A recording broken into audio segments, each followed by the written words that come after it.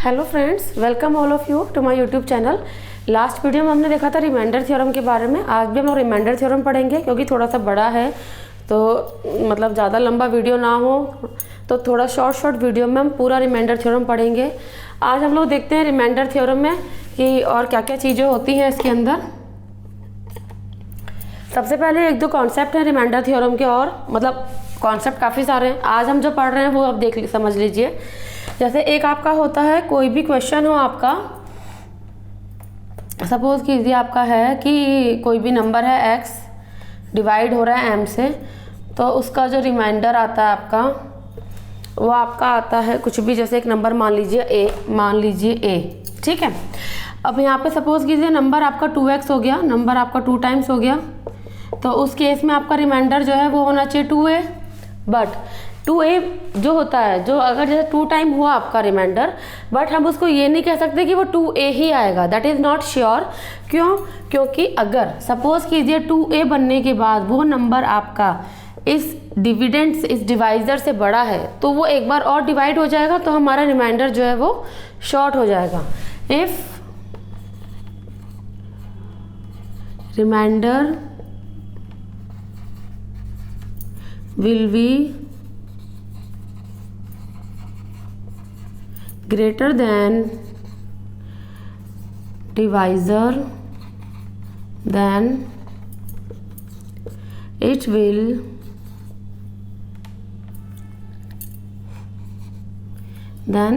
again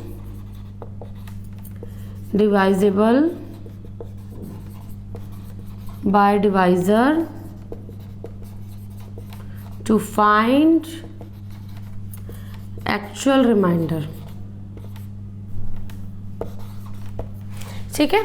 अगर हमारा 2a करने के बाद अगर हमारा नंबर बड़ा होता है आपके m से, तो वो दोबारा डिवाइड होगा और फिर हमें एक्चुअल रिमाइंडर मिलेगा। जैसे कि एग्जांपल ले लीजिए, सपोज कीजिए यहाँ पे ऊपर डिवाइड कर रहे हैं, हमने डिवाइड करा कोई भी नंबर है 49 को हमने डिवाइड करा, या आप ले लीजिए 5 को हमने डिवाइड करा 2 से, तो आपका रिमाइंडर क्या बचा? 1। यहीं पे अब इसका हम 2 टाइम्स करते हैं। अगर हम 10 को करते हैं तो दैट इज़ कम्प्लीटली डिवाइजेबल, ठीक है। तो हमारा रिमाइंडर कुछ बचता ही नहीं है। बट अगर हम वैसे देखें तो यहाँ पे 2 बचना चाहिए, ठीक है। अगर हम 2 टाइम्स के अकॉर्डिंग देखें, जैसे कि ये 5 × 2 है, तो रिमाइंडर भी 1 × 2 होना चाहिए, जो कि आपका 2 बन रहा है। बट 2 आपका जो है इसके इक्वल है या इससे बड़ा हो, तो हम इसको दोबारा डिवाइड करते हैं, तो आपका क्या आ गया यहाँ पे? 0। ये आ गया आपका। तो आपको ये समझ आ गया होगा क्या कॉन्सेप्ट है कि अगर यहाँ पे नंबर आपका 2 टाइम्स करने के बाद अगर बड़ा है रिमाइंडर आपके डिवाइज़र से या इक्विवेलेंट है, जैसा भी है, वो दोबारा डिवाइड होगा, तब आपको आपका एक्चुअल रिमाइंडर मिलेगा। इसको नोट डाउन कर लीजिए। जैसे एग्जाम्पल एक और थोड़ा समझ लीजिए, क्योंकि ये तो कम्प्लीटली डिवाइजेबल हो गया। अब जैसे कोई भी नंबर है डिवाइड हो रहा है 11 से, तो आपका रिमाइंडर बच रहा है इसमें 9। अगर हम करते हैं 2x डिवाइड बाय 11, तो हमारा रिमाइंडर क्या बचना चाहिए? अगर हम इसका 2 टाइम्स करें तो क्या होगा? 18। बट 18 जो है आपका वो 11 से बड़ा है, तो ये दोबारा डिवाइड होगा और फिर आपका रिमाइंडर क्या बचेगा यहाँ पे? 7, ठीक है। तो ये आपका एक्चुअल रिमाइंडर आएगा। तो ये चीज़ मैं आपको समझा रही हूँ कि अगर हम, ज़रूरी नहीं है कि 2 टाइम्स करने के बाद रिमाइंडर भी 2 टाइम्स ही होगा, नहीं। अगर रिमाइंडर आपका बड़ा है या इक्विवेलेंट है, तो वो दोबारा डिवाइड होगा, फिर आपका एक्चुअल रिमाइंडर आएगा। इसको कर लीजिए। अब इसमें हम क्वेश्चन देख लेते हैं। जैसे यहाँ पे आपको क्वेश्चन बोल रहा है कि x को हम डिवाइड कर रहे हैं m से, तो आपका रिमाइंडर जो बच रहा है वो आपका आ रहा है, सपोज कीजिए 11, ठीक है। अब हम करते हैं, अगर 2x को m से अगर हम डिवाइड कर रहे हैं, तो आपका रिमाइंडर जो आ रहा है वो आपका आ रहा है 5। तो आप ये देखिए, अब हम बताना है कि फाइंड द m, ठीक है। फाइंड m, हमें डिवाइजर बताना है। अब पहले तो आप यही समझिए कि यहाँ पे 11 आ रहा है और यहाँ पे 2 टाइम्स होता, तो यहाँ पे कितना होता? 22। दैट मीन्स कि नंबर जो m है वो उस आपका 22 से छोटा है, इसलिए वो दोबारा डिवाइड होके क्या आया 5। तो अगर हमें m निकालना तो हम कैसे निकालेंगे, इसका 2 टाइम्स कितना होगा 22 माइनस 5 इज इक्वल टू कितना होगा, क्योंकि जो भी नंबर आएगा इसका मतलब कि वो नंबर आपका इससे डिवाइजेबल होके जो रिमाइंडर बच रहा है 5 बच रहा है, ठीक है। तो 22 माइनस 5 अगर हम करते हैं तो कितना हो गया आपका 17, तो आपका m क्या हो गया 17, क्योंकि यहाँ पे अगर आपका 22 होता उसको अगर हम 70 से डिवाइड करते तो आपका रिमाइंडर आता 5। तो इस तरह से क्वेश्चंस आते हैं कि आपको एक नंबर दिया हुआ है, फिर उसका 2 टाइम्स दिया हुआ है, आपको डिवाइजर फाइंड आउट करना है, तो इस तरीके से आप उसको फाइंड आउट कर सकते हैं। इसको नोट डाउन कर लीजिए। अब एक कॉन्सेप्ट ये होता है आपका x डिवाइड बाई डी, तो आपका जैसे रिमाइंडर आया r, ठीक है। अब अगर यहाँ पे x का स्क्वायर डिवाइड बाई डी है तो आपका रिमाइंडर क्या हो जाएगा r का स्क्वायर, यहाँ पे अगर क्यूब है तो रिमाइंडर क्या हो जाएगा आपका r की क्यूब। तो इस तरह से आपका ये जनरली रहता है, but it will again divisible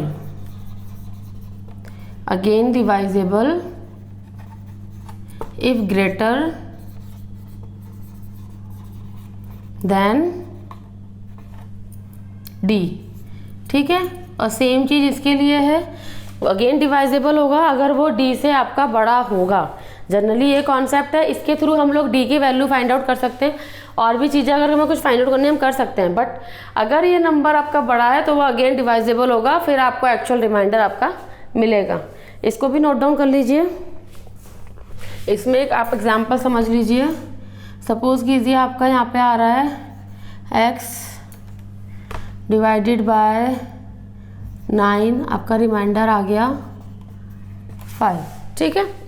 अब इसमें अगर हम x का स्क्वायर डिवाइड बाय 9 करते हैं तो आपका रिमाइंडर क्या होना चाहिए 5 का स्क्वायर होगा, which is 25, which is greater than 9, तो it will be again divisible, और ये आपका यहाँ पे रिमाइंडर क्या बचेगा फिर ओनली 7, ठीक है। 2 टाइम्स पे चला जाएगा 18, तो आपका यहाँ बचेगा 7, तो आपका रिमाइंडर जो आया फिर वो आ गया आपका 7। तो आप इसको नोट डाउन कर लीजिए। अब आपका होता है जैसे x प्लस a की पावर कुछ भी है आपकी n डिवाइड बाय x, तो आपका रिमाइंडर बचेगा a की पावर n। ऐसे ही x माइनस a की पावर n हो तो आपका रिमाइंडर बचेगा माइनस a की पावर n। ऐसे ही x प्लस a का यहाँ पे कोई भी हो, स्क्वायर हो, क्यूब हो, कुछ भी हो, ठीक है, और डिवाइड बाय x हो, मतलब इससे मिलता हुआ नंबर है, तो आपका पावर जो बचेगा वो रिमाइंडर जो आएगा वो नंबर आएगा।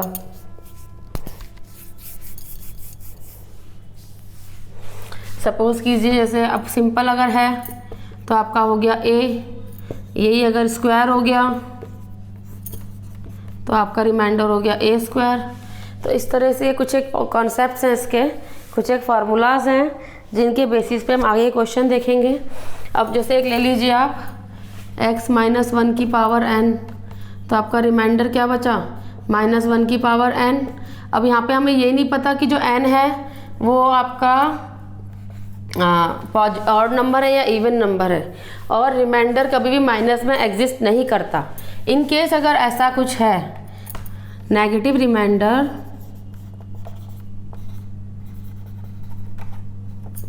डज नॉट एग्जिस्ट, अगर ऐसा है कि रिमाइंडर आपका नेगेटिव में आ रहा है तो हम क्या करेंगे, उसमें हम जो x है उसको हम ऐड ऑन कर देंगे और फिर आपकी वैल्यू जो है वो पॉजिटिव में हो जाएगी। मतलब नीचे जो भी नंबर है डिवाइज़र आपका वो यहाँ पे जोड़ देंगे, उसको हम ऐड कर देंगे, तो आपका जो रिमाइंडर है वो प्लस में हो जाएगा। इसी तरह अगर मान लो यहाँ पे आपका प्लस में होता फिर तो कोई प्रॉब्लम ही नहीं है, आपका रिमाइंडर बचता 1 की पावर n, तो वो होता आपका 1, ठीक है। तो ये आपका हो जाता आंसर। तो इसको भी कर लीजिए note down.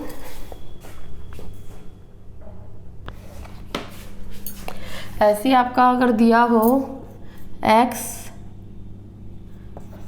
Into y divide by z, ठीक है, और उसमें आपसे रिमाइंडर पूछा जा रहा है, तो आपका होगा x की पावर r, मतलब x का रिमाइंडर आएगा, y का रिमाइंडर आएगा।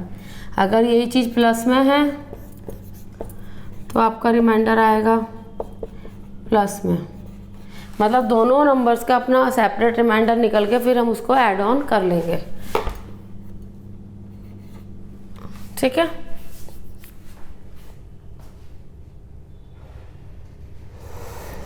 अभी क्वेश्चन समझिए।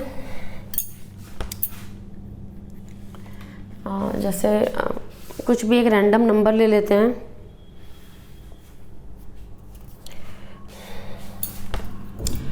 जैसे यहाँ पे है आपका 21, ठीक है। यहाँ पे हमने कर लिया 15 की पावर 21 और यहाँ पे हमने कर लिया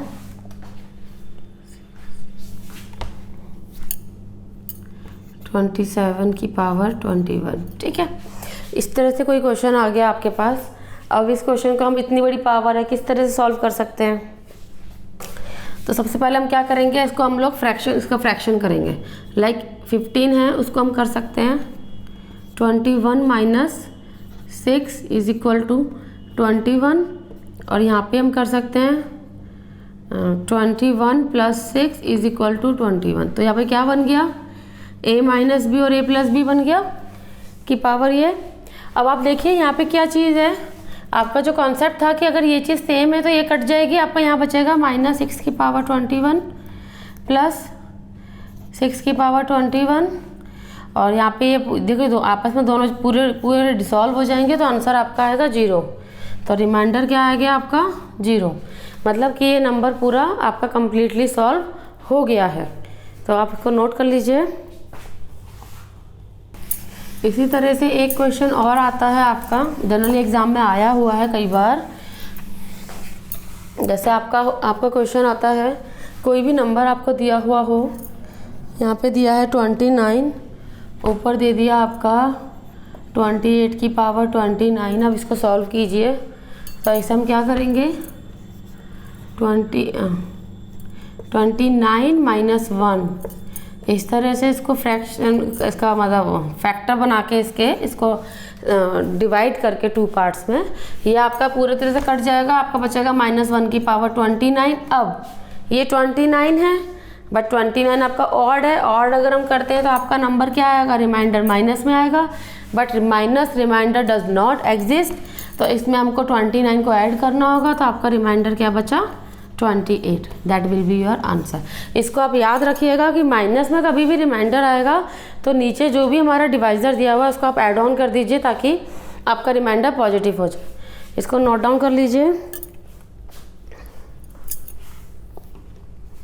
मतलब इस टाइप से कई क्वेश्चंस आते हैं। अब जैसे ये तो माइनस में था, एक आप प्लस में देख लीजिए कि 27 है नीचे। जैसे हम इसमें देख लेते हैं, एक प्लस में देख लेते हैं हम लोग। जैसे 27 है और नीचे आपका हो गया 25।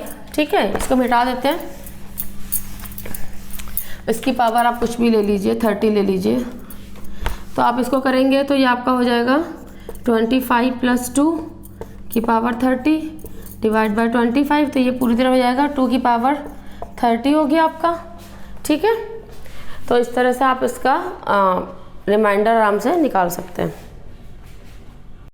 अगला बेसिकली कॉन्सेप्ट देखते हैं। अब कई बार क्या होता है, पहले तो हम ये समझ लेते हैं, आपको 4 की कितनी बड़ी पावर दी हो और अगर वो डिवाइड हो रही है 6 से, तो आपका जो नंबर आता है, जो रिमाइंडर आता है, वो आपका आएगा 4, चाहे पावर कितनी ही बड़ी हो।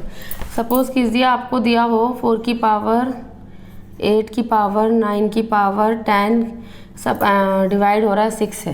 तो इसमें क्या है आपका, इसका ये आपका एक सॉल्यूशन कह लीजिए, आप कुछ भी कह लीजिए। अगर आपको इस तरह से क्वेश्चन है तो आपका जो इसमें अगर रिमाइंडर पूछेंगे तो वो आपका आएगा 4। आपको 4 की पावर कितनी ही बड़ी दे रखी हो, बट अगर वो 6 से डिवाइड होगी तो आपका रिमाइंडर आएगा इसमें 4। आप इसको करके भी देखेंगे, अगर आपकी 4 की कितनी बड़ी पावर हो। नॉर्मल देख लीजिए, 4 या 16 होता है। ठीक है, अगर हम उसको 6 से डिवाइड करते हैं, 16 को अगर हम 6 से डिवाइड करते हैं तो आपका ये 2 पे जाता है, बचता है 4, राइट। ऐसे ही अगर हम करते हैं 4 की पावर 3 तो आपका कितना हो गया,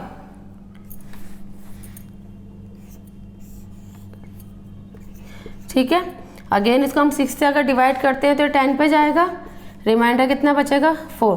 तो इसी तरीके से 4 की कितनी ही बड़ी पावर हो, अगर वो 6 से डिवाइड हो रही है तो आपका रिमाइंडर 4 ही आएगा, उसके अलावा कुछ और रिमाइंडर नहीं आएगा। तो इसमें हम क्वेश्चन देखते हैं एक,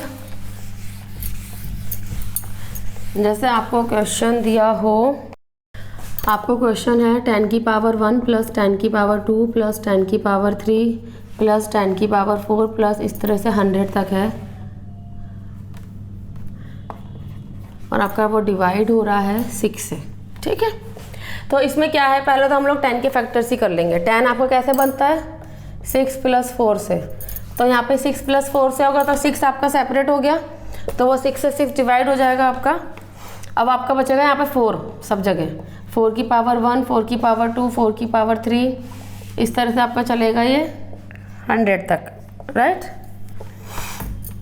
अब आप ये देखिए कि 4 की पावर 1 है, डिवाइड बाय 6, तो यहाँ पे क्या आएगा 4, 2 है तो यहाँ पे आएगा 4, यहाँ पे आएगा 4, 4, सब जगह 4 4 4 4 रहेगा। अब सेकंड चीज़, ये आपका समझ आ गया कि 4 4 4 आएगा। अब हम ये देखते हैं कि अगर हम 3 4 को ऐड कर दें, अगर हम 3 4 को ऐड कर दें तो ये बन जाएगा कितना 12, जो कम्प्लीटली डिवाइजेबल है बाय 6, राइट। तो इसका मतलब कि 3 3 के अगर हम पेयर बना लें, अगर 3 3 का हम एक फैक्ट वो बना लें इसमें यहाँ तक, तो 99 तक हमारे जो 4 हैं वो सारे के सारे कम्प्लीटली डिवाइजेबल बाय 6 हो जाएंगे। लाइक 3 का हमने यहाँ तक बना लिया, फिर इसके आगे भी जो 3 का बनेगा, फिर इसके आगे भी जो 3 का बनेगा, they all are completely divisible by 6।